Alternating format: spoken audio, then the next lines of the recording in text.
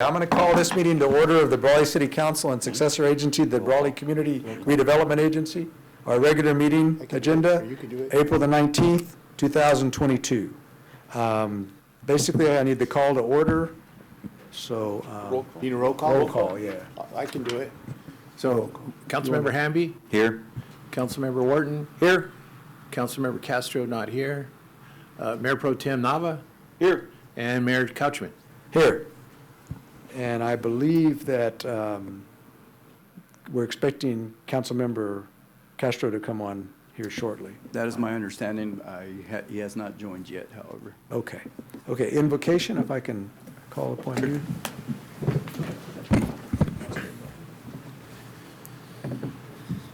Let's pray.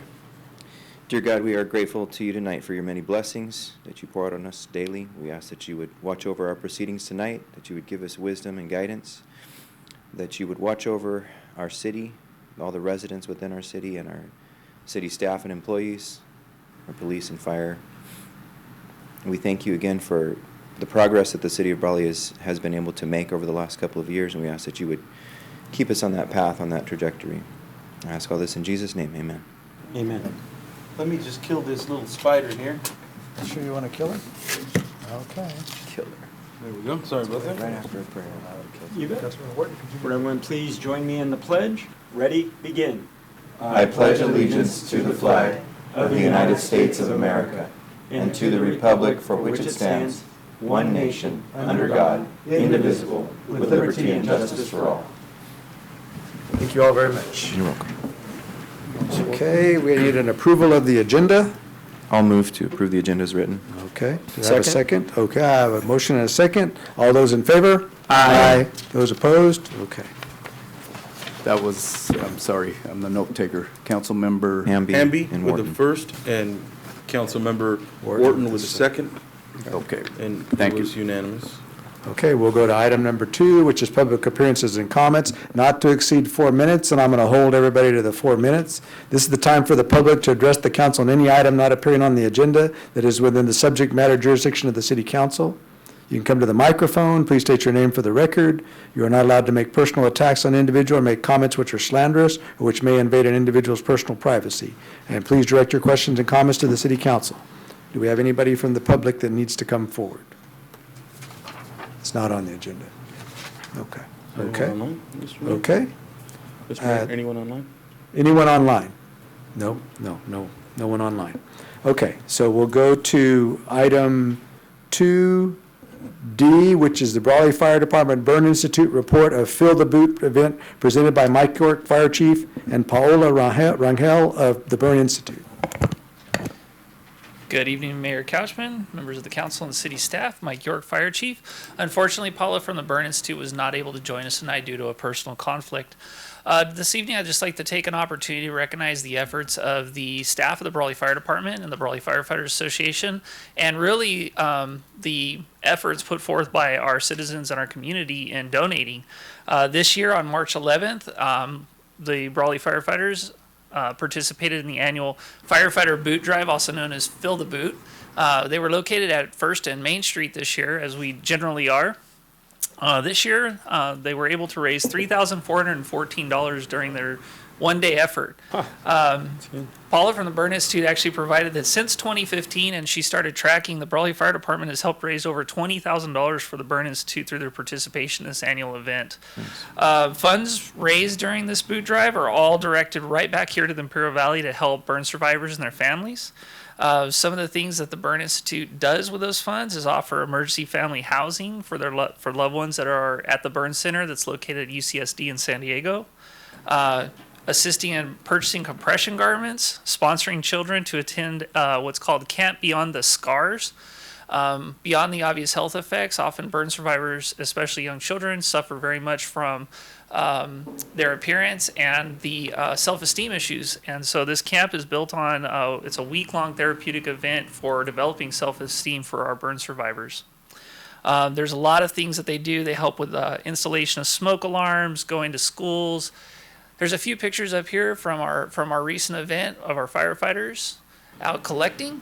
some of our firefighters participating in the classroom events. The materials that we use, that we pass out, are provided by the Burn Institute. And some of the local recipients, therapeutic dogs, for some of our burn, we call them survivors, they are not victims. And some of the children that we reach out with some of the puppet shows for Fire Safe Kids. Besides the obvious support they give, there's also several events the Burn Institute hosts every year. The nearest one is up on our screen right here. It's Mother's Day Meetup, Saturday, May 7th, from 9 to 11 at the El Centro Fire Station, station number 3. They can always all their activities can be found online at www.burninstitute.org. And this is just a really great nonprofit organization that's a partner to our department. We're very happy to help them out every year, and just wanted to recognize the efforts of not only this organization but our staff in going out and walking in traffic and collecting those donations. And once again, just thanking our public for their very generous donations. On an unhappy note, for 3 years running, the Brawley Fire, there is a perpetual trophy that goes to the different stations that have raised the most money in a given year. Brawley hosted that trophy for 3 years in a row. Unfortunately, we did not take it home this year. El Centro beat us out. So we did very well. This is one of our record years, so even more kudos to El Centro Fire for their efforts as well. And again, all that money comes right back into our communities. Currently, the Burn Institute at Imperial Valley is currently serving 14 new survivors since the year of 2021. So there's quite a population. Yeah. Okay, sounds good. Thank you. Thank you very much, Chief. Mr. Mayor, I have a question. Yes, Chief, thank you for the work that you're doing and your staff as well. A question with respect to some of the burn survivors, right, and their kids. What are some of the reasons, is it, that maybe people can do to prevent? Certainly. So number one, we always recommend people not only install but maintain their smoke detectors within their homes. It's been proven time and time again, smoke detectors were a game changer in terms of survivability and injuries within homes. We also recommend that people change the batteries when time changes. It's a really good reminder. It's every 6 months. Certainly, if it's chirping, change it. Right. Right. And then there's other things such as not leaving cooking unattended. They were very popular for quite a while, but scented candles, making sure that they're in a safe space, any kind of open flame. Very well. Thank you. Also, maybe a fire extinguisher in the kitchen if possible. Fire extinguishers in the household are an amazing asset. We definitely encourage people to have them, and we are looking in the future to have a program where the public can come and be trained upon those. Yeah, that'd be great. That would be great. Sounds good.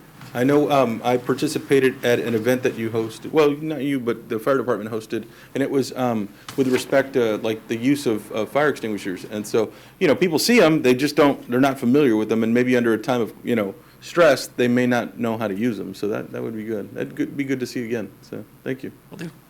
Thank you. Thank you very much. Thank you. Thank you. Thank you, Chief. Okay, item 2E, introduction of new recreational coordinator Larissa Avina, presented by Rachel Fonseca, Parks and Recreation Manager. Good evening, members of the council. Rachel Fonseca, Parks and Recreation Manager. Larissa Avina is a 2020 graduate of BUHS. She was on the high school swim team, and she received many awards and accolades, including Athlete of the Week, and this was for helping the BUHS relay swim team break school and IVO records in both the 50 and 100 freestyle events. Larissa was hired by the city as a lifeguard in 2017, and during her time as a lifeguard, Larissa demonstrated her capability as a leader amongst her lifeguard peers, and she was promoted to head lifeguard position in 2021. Larissa, in between lifeguard shifts, started assisting in the office on an as-needed basis, and she continued to demonstrate her eagerness to learn about the various programs that the city offers besides swim. She is driven, intelligent, responsible, self-motivated, and she learns super fast. Larissa will be graduating from IBC in June, and she plans on pursuing her bachelor's degree online. Larissa applied for the rec coordinator position and was selected as the finalist. Members of the council and those attending, this is Larissa Avina, the City of Brawley's new recreation coordinator. Hi everyone, it's so nice to meet you all. I grew up here in Brawley all my life. I actually took swim lessons here with Parks and Rec. That's where I learned to swim, and I love swim so much that I swam for the high school, like Rachel mentioned. I earned a few awards here and there. I was also always active in the sports with my younger brother and sister. They joined everything. They wanted to try everything. So it only seems fitting that I applied for this job, and thankfully I got it. I'm so appreciative of this opportunity, and I look forward to working with all of you. Fantastic. Thank you. Fantastic. Great. Congratulations to you. We look forward to you working for the city with us. You have been for a while now, and now you go to this new position. Wish you a lot of luck, and we look for great things from you. Thank you.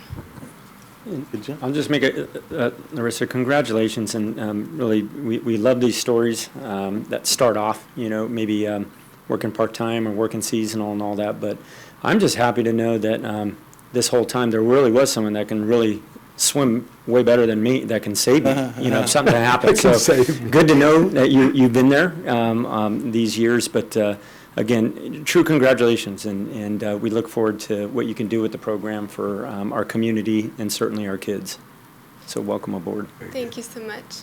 Anyone else? Yeah, we're glad to have you on board, and as we've kind of tried to set a pattern of building new leadership and motivated leadership, we're glad to have you fill that role of rec director, because we definitely we want to see good things happen there. So we're excited for what you're going to bring to the department. Thank you so much.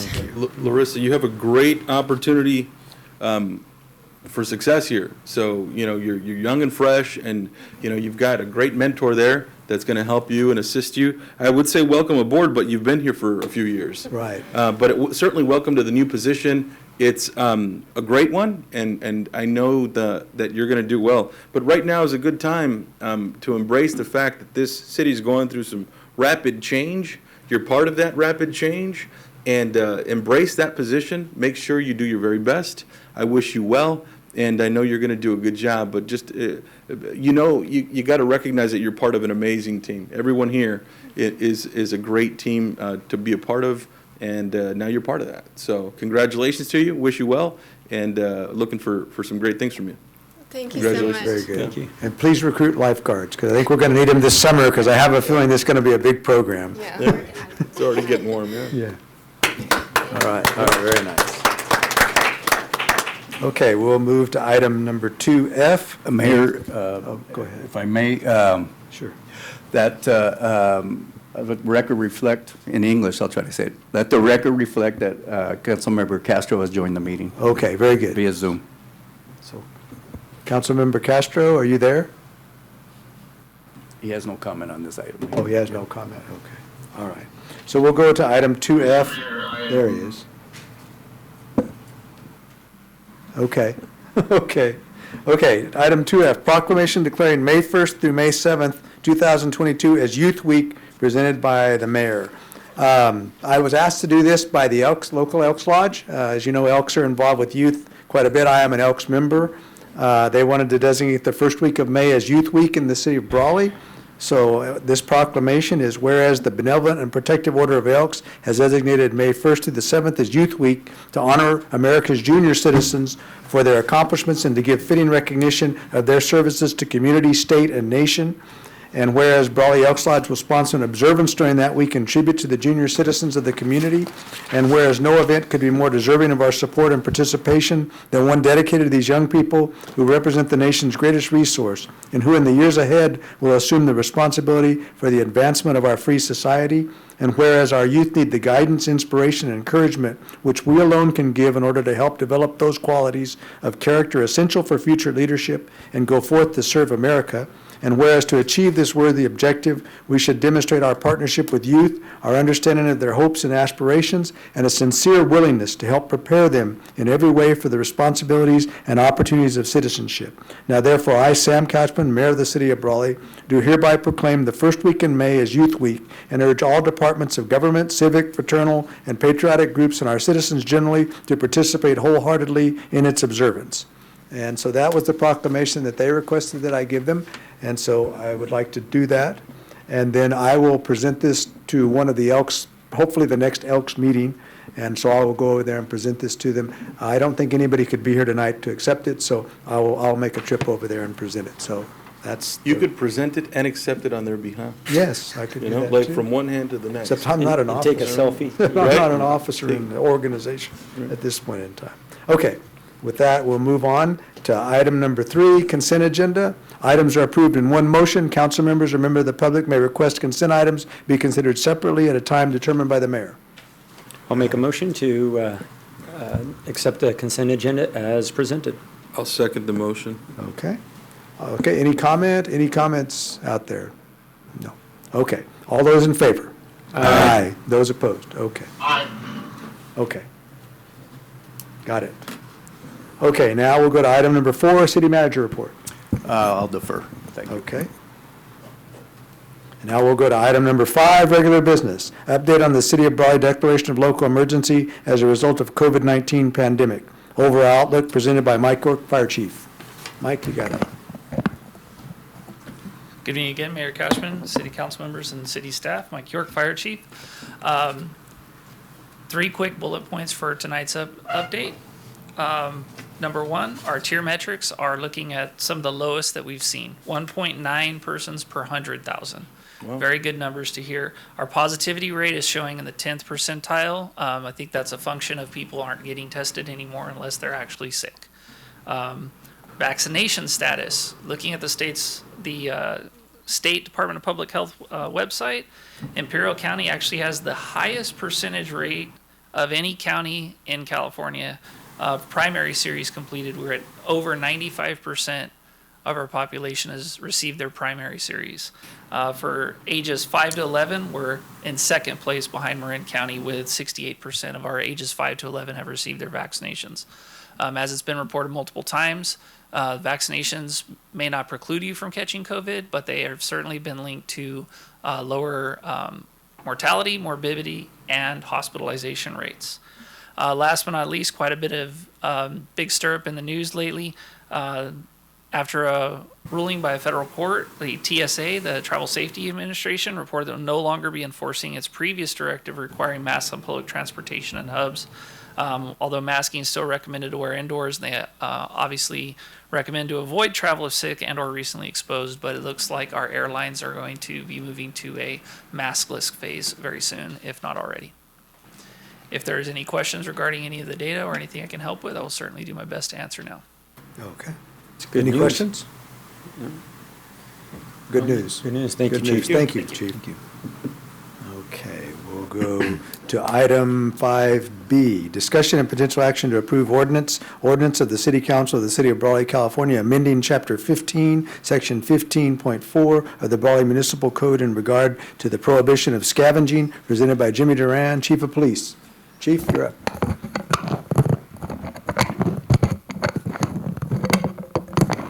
Someone adjust. It's fighting. Broke the mic? It was Chief York. Chief York Let's broke the clarify mic? that. He touched it first. It was fine when he walked away. It's on camera. We'll check the film. Good evening, Mayor, members of the council, city staff and public, Jimmy Duran, Chief of Police. Well, today I'm requesting that you approve the amendment of the Brawley Municipal Code, Section 15.4. And this is regarding the prohibition of scavenging.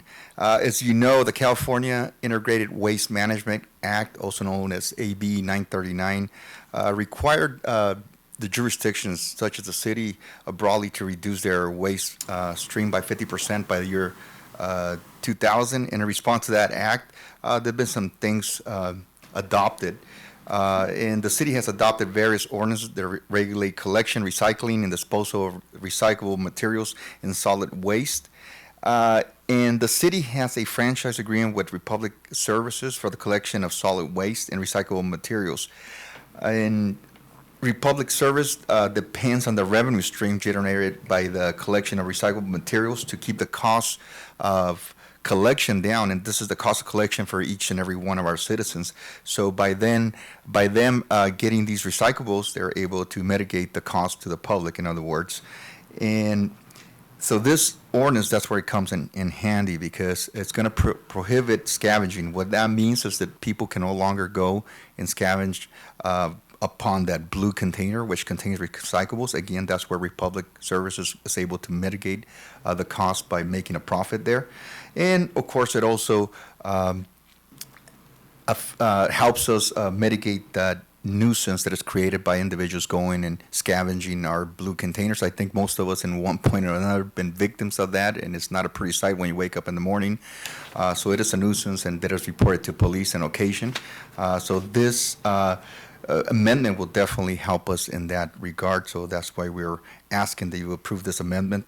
And of course, there's the impact or the financial impact is unmeasurable, but we anticipate that this amended ordinance will provide some positive impact on solid waste collection rates and also how it's received by the public. Okay. All right. Any questions of the chief? Just one Yes, sir. comment. Oh. Councilmember Castro here. How would this affect areas, commercial areas such as gas stations? I see that regularly. But those areas aren't necessarily those separated. Would this affect those folks that are scavenging through commercial sites or only residential or? Yes. Will they cover? The way it's written, if you go with the letter of the law, it will affect that. And of course, we can enforce this ordinance in that matter. And unfortunately, that's where we get a lot of the complaints. You know, people are gassing up their vehicles, and we see these individuals coming up. And sometimes I've seen them asking the individuals who are gassing up for the containers they have in their hand, which is kind of unpleasant sometimes for some individuals, and that's where we get some complaints. So hopefully that answers your question, council member. It does, sir, and I apologize, Councilmember Warren. I believe we're going to have a little bit of this going on. I think I'm going to be speaking over as we try to figure out how to do this remotely. Yes, No. it does, Chief. Thank you so much. Appreciate it. No, none needed. No problem. Understood. I was just going to add the comment also that's not in the city council packet, but also my understanding in the past, there's also some vulnerability to identity theft from scavenging. I've heard of it, you know, and it's basically because there could be identifying documents that weren't quite destroyed, that sometimes the quote scavenger, I'm not pointing at someone and that is specific. correct. Is that true? What we've seen in the past, like right now, we're focused on the recyclables. Yeah. But it does bleed into what Councilman Warden said. What it does, some people under the umbrella of seeking recyclables, they're next to your black trash can, and at that point, they are digging for some documents that identify you or what have you, information that is just pertaining to you and is personal that can be used for ID theft. So again, it is. I guess we can call it a double-edged sword because it's going to prevent those individuals from kind of going through our trash can, although that it's something we dispose of. But a lot of times we do dispose of a lot of personally identified information that could be served for that purpose. Well, I think it's necessary. We've run into this a little bit. I don't like punishing the poor people that walk along and take the containers, and they do it in a nice way. But we have a lot of people that don't really seem to care, and they scatter stuff around. I've had them get into the black container, cut the bags open, dump everything out, and that just creates a large mess, both for myself and I'm sure for my trash can, and then I have to wash it out and clean it out. Yes, So I that's for think that, and it may also reduce some of our homeless situation, because maybe they'll go to other towns where they can continue to do that, and we won't have them here. I don't know if that's true or not, but I think it will reduce some of that problem that we do have. And I've had to confront several people about cutting open the bags and digging in through the trash and leaving a mess. And so I think this is probably necessary. I don't like necessarily doing it to some of the people that are collecting the recyclables, but I think it's probably a necessary thing overall. Yes, from the police perspective, definitely we're looking at that angle as well. Again, we can't cover all the angles that it's really that we're looking at, but that's one of them. It could really mitigate or get rid of some unnecessary disturbances, because sometimes individuals or homeowners, when they see that, they're not happy, and they'll go and confront these individuals, and usually the response is not happiness in return either. So I've only had to confront them several different times, and they're all just happy as pleased to be confronted. I mean, Yeah. No, I've had to as well. Yep. And they've stolen my trash cans. I've had a bunch of Yes, issues, yes. and it's just like I confront everybody. Yeah. But, you know, it's like, Yep. It's probably I call better it- overall not to they're have not it. scavengers, occur. they're Yeah. savages, but oh well. Oh, well. Yeah, I definitely believe this is what our community needs at this time. I think people will welcome it, and so, okay. Mr. Mayor, I'd like to make a motion, if Okay. we could, to pass the proposed ordinance as presented. I'll second it. Okay, I have a motion and a second. Any comment? Any comments from the public? Okay. All right, all those in favor? Aye. Those opposed? Aye. Okay, all right. Thank you. Okay, item 5C, review and potential action to approve a services agreement with Gray Shift to provide the Brawley Police Department with a 12-month software license for Gray Key using one-time funding awarded by nonprofit organization Operation Underground Railroad and Homeland Security Investigations, in addition to approving an associated budget adjustments presented by Jimmy Duran, Chief of Police. Good evening once again. For those who are not familiar with Gray Key, it is made by a company called Gray Shift. And what this is state-of-the-art forensics software extraction tool for media or for phones, actually specifically designed for phones, iOS devices and Androids. So in a nutshell, what it does, you have a phone that was used in a crime. You can pretty much use this software and hardware to extract the PIN code. That way we can get access to that. And what it does, it just allows us to get access to this encrypted evidence that sometimes is very vital to the judicial process. And that's pretty much what it does. Now, a lot of times, this is used in ICAC cases. You know, I think a couple weeks ago we talked about internet crimes against children.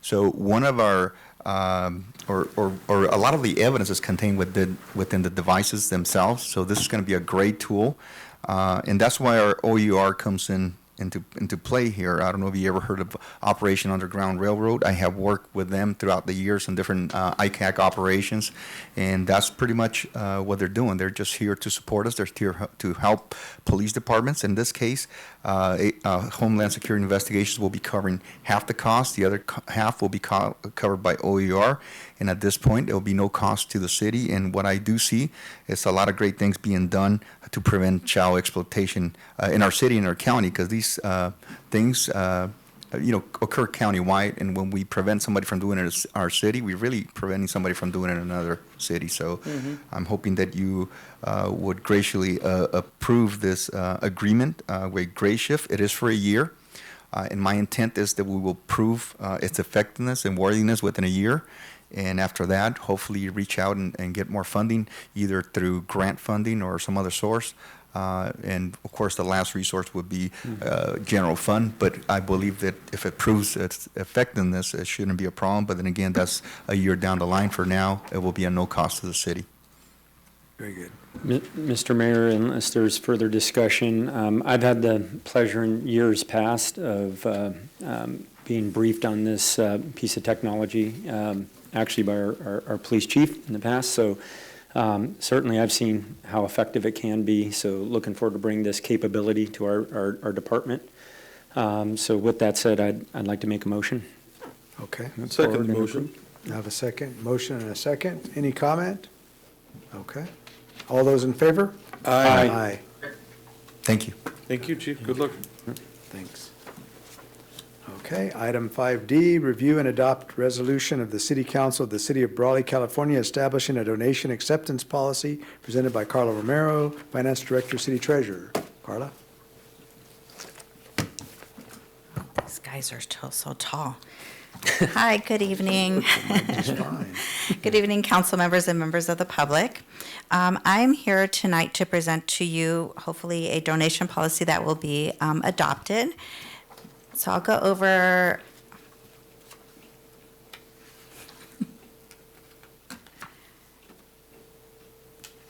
There you go. I'm going to go over briefly what the policy does, what the goals are, how it was formulated, and how future updates will be provided, and just a brief summary of the actual policy.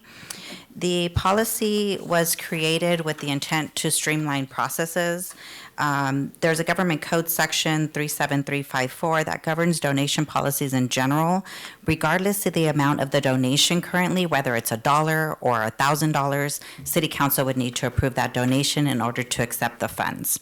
And so you've seen that there's several references in the staff report of policies that have been, or donations that have been brought forth to you for acceptance during this fiscal year alone.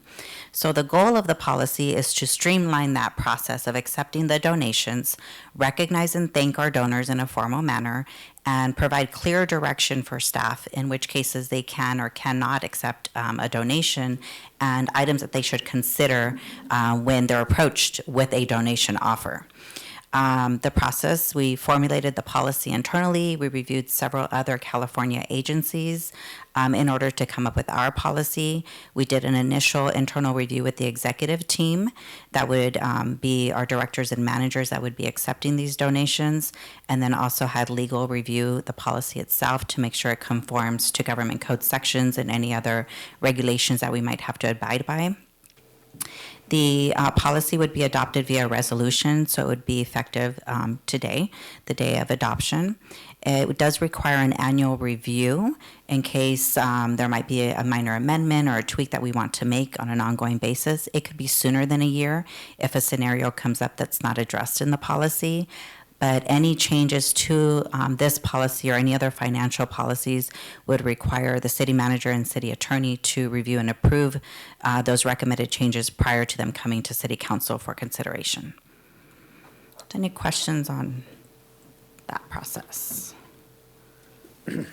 So one more slide, just talking about the actual current process again in the policy process. So again, all donations have to come to council right now for approval. The timing may actually hinder the ability for the city to accept donations. I was talking to Commander McNish, and Walmart actually has a bicycle donation program where if somebody returns a bike, they're not able to resell it. They have to completely check the bicycle for safety protocol, and so they are able to donate it to local government agencies for free, and then we would do that inspection and could potentially donate it to other residents through programs. Unfortunately, that would require us to come to council right now for that process to continue, and by then someone else that doesn't have to come to council would just be able to accept that donation and go through a process to certify those bicycles for donation.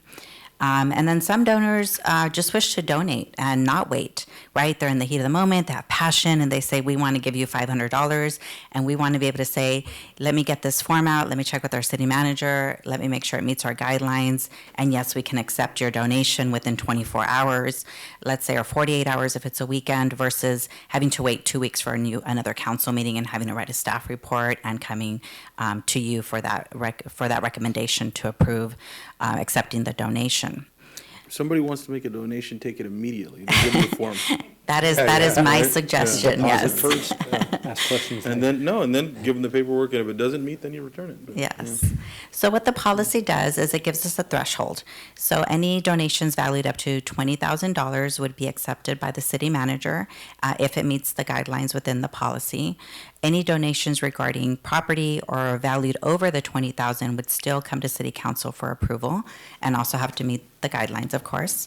All donations would be reported to the city council on a quarterly basis, likely during our budget reports that we provide or our accounts payable reports. So some sort of financial document that clearly states any donations that were accepted during that quarter. It provides clear framework to both accept or reject a donation, should that occur. And then the donation acceptance form, which is attached to the policy, is required as a formal recognition and documentation for the finance department. So that really concludes my presentation. I'm happy to take any questions you might have. I have no further. Comment, Carter. Don't make them fill out the application. Fill it out for them, please. Fill it out for Yes, them. we certainly try to facilitate any donation and anytime. expedite, yes. Facilitate and expedite, yeah. Mr. Mayor, I'll just prior to making a motion, I'll also just make the comment in the report, acknowledging once again the generous donations that have come our way, even recently and over the years. So with that, I think our finance director did a thorough job of, I think, addressing any issues. This is certainly streamlined. So with that said, I'd like to make a motion for us to move forward and approve this resolution. Okay, I have a motion. Second the motion. Okay. Any comment? Any comment from public? No? Okay, all those in favor? Aye. Aye. Those opposed? Okay, motion carries. Okay, item 5E, review and potential action to approve agreement for consulting services with Finance DTA to provide community facility district tax administration services for the city of Brawley for fiscal year 2022-23 for a not-to-exceed amount of $29,000 presented by Carlo Romero, Finance Director, City Treasurer. Thank you again. This is a one-year agreement with Finance DTA to help us facilitate the collection of the annual community facility district fees. They have been providing this service for quite some years, but since the contract is over $15,000, it does require city council approval. It does cover all of the facility districts. It's about 414 homes as of June 30th of 21. We have added a few this year. But what they do is they helped us not only prepare the resolution staff reports that come to you for approval in June, but also send the information to the tax collector, verify it's being collected, and then also if there's any delinquencies, they follow up on those delinquencies to collect them. And the collection rate is, I think we have one delinquency out of all of the CFDs. Out of all of them? Yes. Wow. They're doing a great job. One collection. Okay. Do I have a motion? I'll make a motion. Okay. Do I have a second? Second. Okay, I have a motion and a second. Any comment? Additional comment? No? All those in favor? Aye. Those opposed? Okay, Thank you. thank you. Okay, now we'll go to item number 6, informational report, record of building permits for March 2022 in the city of Brawley, prepared by Oscar Escalante, interim building official, and I think it's attached. If you have any questions or comments, if not, we'll move to the next item, and that's number 7, city council member reports. Councilmember Hamby. I'll defer mine to the next meeting. Councilmember Wharton. I'll defer mine to the next meeting. Okay. Councilmember Castro. I will defer mine as well. Okay. Mayor Pro Tem? Just very briefly, do want to thank the public for coming out. I did join the mayor on Saturday, and we attended the unveiling of the mural. So thank you all who helped and participated. And aside from that, I'll just defer my comments for the next meeting. Thank you. Okay. Thank you very much. I just wanted to report 2 things. I did attend the Isabella opening on the plaza, a new business there, a beautician-type service, not hair, but beauty services for male and female on the plaza. It's a nice new business, and I think it will do well there. It has a nice office, and they have a nice location. And I did attend that. It was well attended by members of the public and supporters, and also the Chamber of Commerce, so the Greater Chamber of Commerce for Brawley. And then we did the mural unveiling. Several of you were there. I would like to give a shout out for the mural. It is a very nice mural. I think it's going to do a fine job of attracting people. People will be taking pictures and looking at that. And a shout out to Rachel at Parks and Rec. I think she helped them with that. And then I also wanted to shout out for 2 of the businesses in that area. The box drop mattress thing, which is the mural is on the side of their wall of their business, and they were out there very supportive of the activity, and also the One Drop Cafe, which was down there across the street, and they provided some refreshments and some things. So it's really kind of neat to see businesses come together, support each other in an effort to support the city of Brawley and trying to further business downtown, because it's very, I think, important. People want business to come back downtown, then I urge citizens to go down and frequent those businesses, spend some money at those businesses and support those businesses, because if you want downtown to be great, then you have to provide some support for that. And so I thought that was a very nice thing, and it went very well, except for the wind. With the unveiling, it was a little bit wild in that avenue. Messed but up my hair it's a- and everything. it's- Yeah, it messed up George's hair. But it was a very nice mural, and so we do appreciate that, and the people involved in that also. Okay, with that, we'll go to item number 8, city attorney report. We'll save it for closed session. And then I think we'll defer city clerk report. And then we'll go to item number 10, closed session. Thank you all for being here. Thank you. And thank members of the public for attending via Zoom. Thank you all. Have a record.